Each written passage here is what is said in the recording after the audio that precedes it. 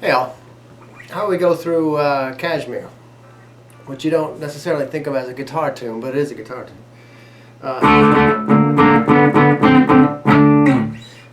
It's in that Dad-Gad, D-A-D-G-A-D tuning.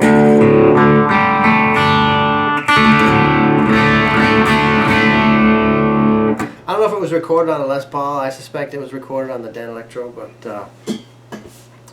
in '75, when they first started playing it live, he was using Les Paul, his Les Paul number 2. And then in '77 in Nebworth and Copenhagen in '79, the '80 tour, he switched over to the Dan Electro. But he would have done it on a Les Paul in the first tour that did it. So it starts off with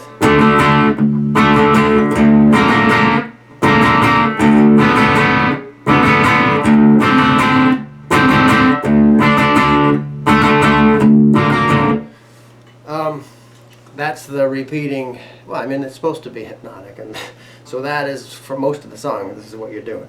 So for this whole main riff of the climb up,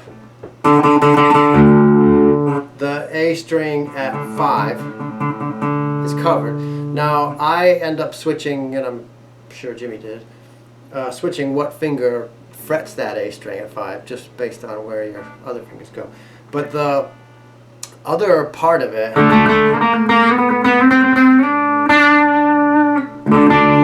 the other one is on the G string, goes 2, 3, 4, 5, 7, and it starts over.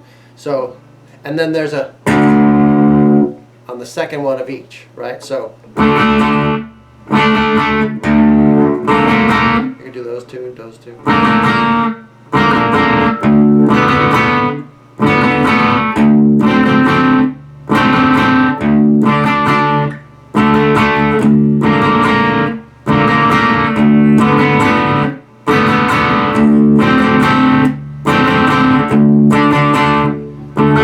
I do it pinky on the A string on this chord. Then I switch to ring finger on the second one, because now the G's at 3. Because it's just hard to fit them in there. Then I switch to middle finger for this one.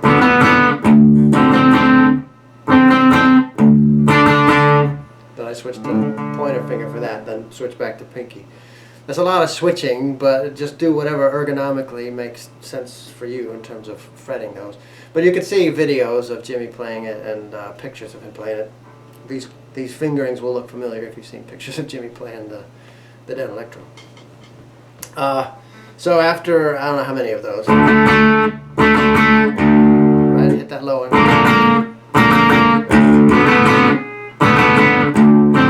Now I don't really pay much attention to the B and E strings. If you get them in there, it's fine.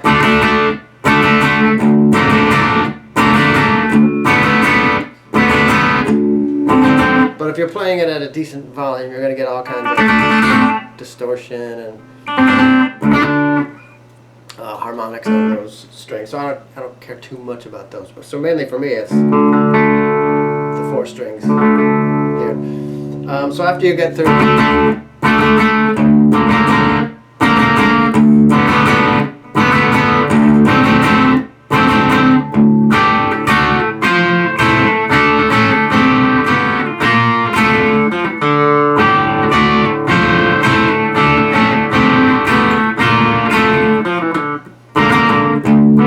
Now when it gets to this part, he does do that part on the guitar, but if you listen to on the studio one of the guitars keeps doing this throughout it.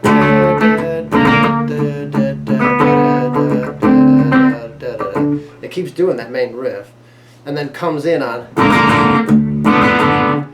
that one. But to do the sort of string lick that he would do live, and I think there's a guitar doing this on the album version too.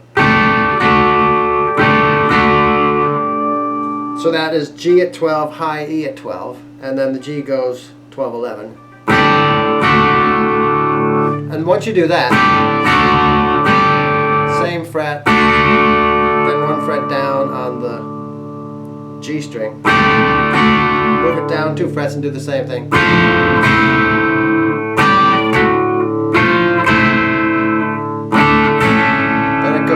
then 5. Same exact thing.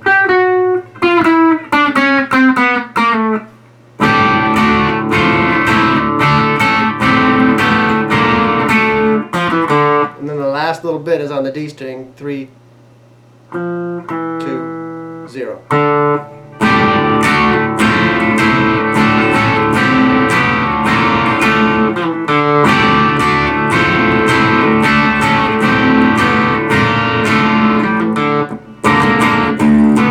Pick it up right there.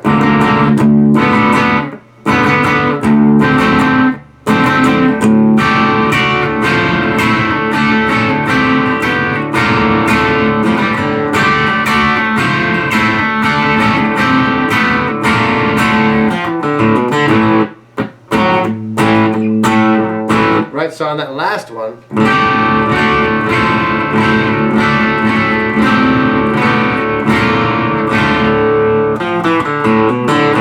so it's the same thing, 3, 2, 0 on the D string, and then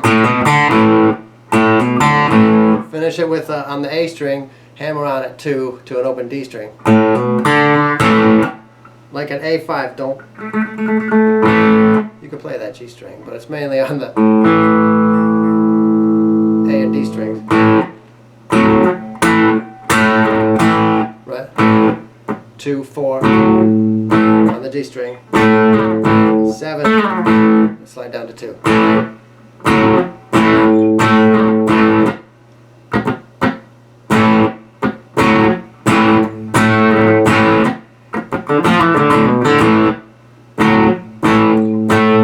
Do that same lick you just did.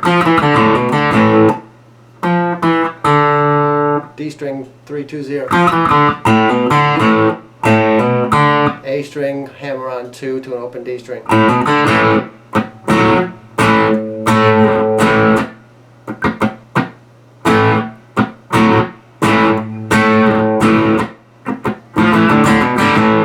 And if you listen to the live ones, you know, Jimmy's sort of performing, so it sounds more like.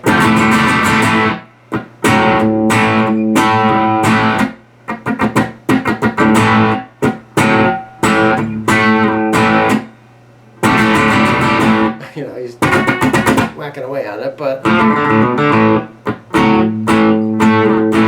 And then woman, dog, or two, yeah.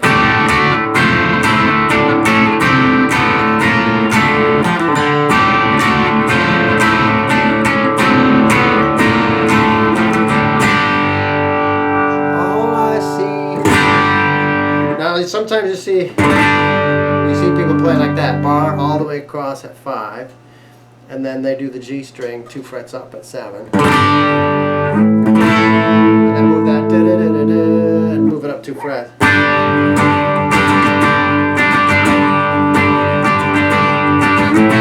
Now you could do that, but that's not how Jimmy did it. He did it like this. And again, look at pictures of Jimmy playing the Dan Electro. You'll see him doing this shape a lot, because he's doing this part.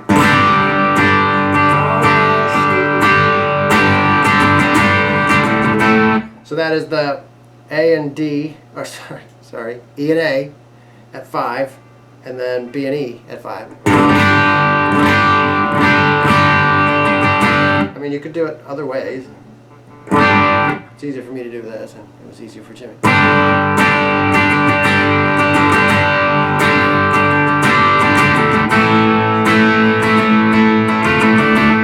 So that other one is A string open, D and G at 2, B open, high E at 2.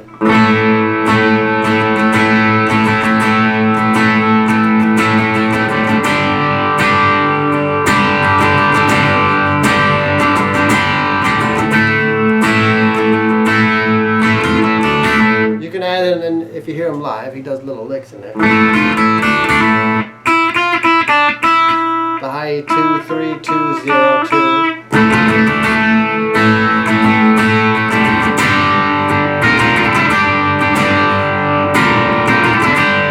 He does that. On the B and E, 8, 7, 5.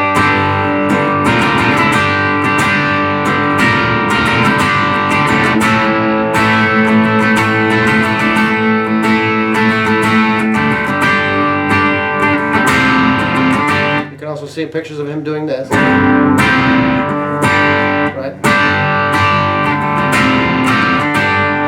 Just does these two down.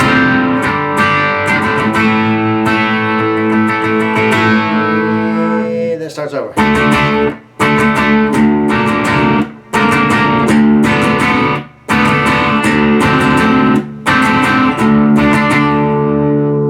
The only thing that's different is at the end it'll do this.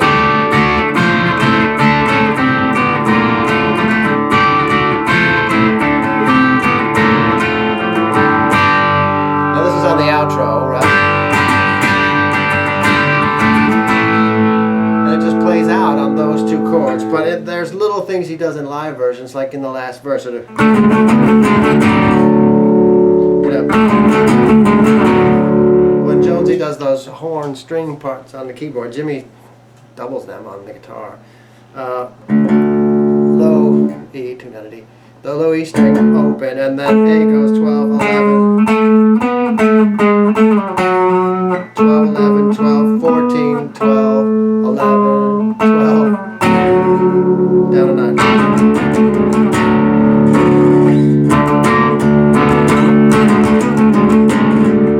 Oh, sorry. Like that. What's another one? Oh yeah, during the outro he'll do.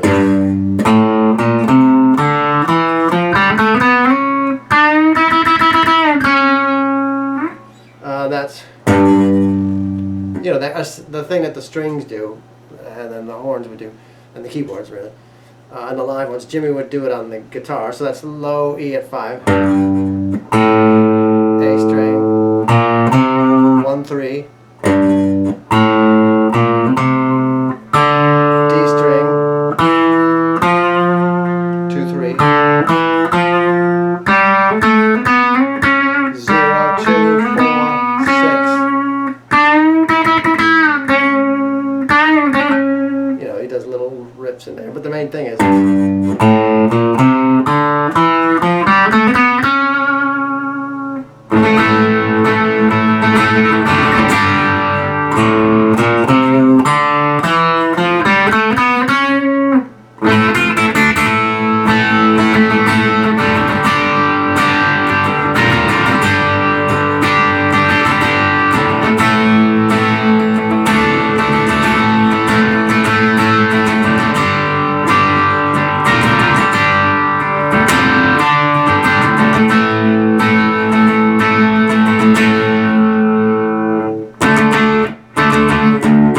actually goes out on these two chords.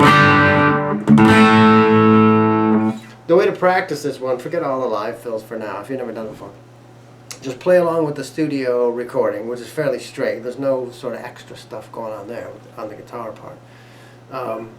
And you'll get a feel for it. Then graduate up to the live ones where you mimic some of the keyboard string parts on the guitar.